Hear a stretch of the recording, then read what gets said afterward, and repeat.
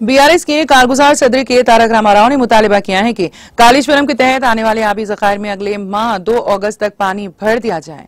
उन्होंने खबरदार किया है कि अगर हुकूमत की जानिब से इस पर कोई इक़दाम न करने की सूरत हम 50,000 किसानों के साथ आगे आए और खुद पंप हाउस को चालू करेंगे। उन्होंने कहा कि तेलंगाना की बंजर जमीनों को पानी फराहम किया जाएगा, अवाम और किसानों को सियासत के लिए परेशान न किया जाए। उन्होंने तनकीद करते हुए कहा कि सिर्फ सियासी रकाबत की वजह से केसीआर को बदनाम करने के लिए ही पंप्स ऑन नहीं कर रहे हैं। कालेश्वरम के पंप हाउस को असेंबली इजलासों के दौरान ही ऑन किया जाना चाहिए।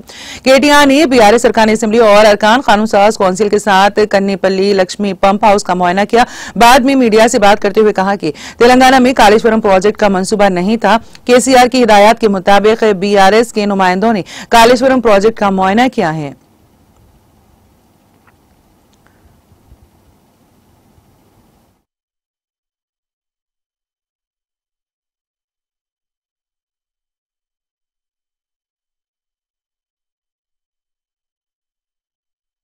మీరు చేయవలసిందల్లా ఒకటే, ఈ పంపులు వెంటనే ఆన్ చేయండి।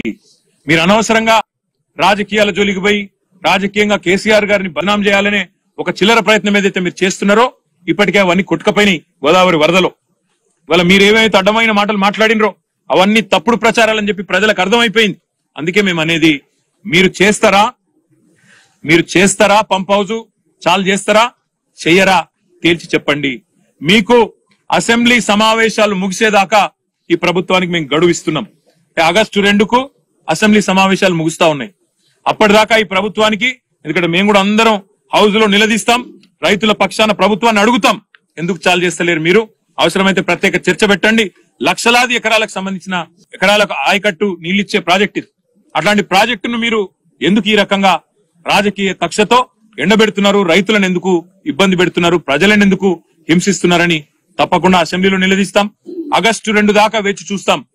మీరు గనక ఆగస్టు 2 లోపల నిర్ణయం తీసుకొని పంపులు ఆన్ చేయకపోతే, నీళ్లు ఎత్తిపోయడం ప్రారంభించకపోతే 50,000 మంది రైతులతో మేము మా కేసీఆర్ గారి నాయకత్వంలో, మా పార్టీ నాయకత్వంలో మేమే వస్తాం, పంపులు మేమే ఆన్ చేస్తాం। రైతులకు ఎట్లా నీళ్ళు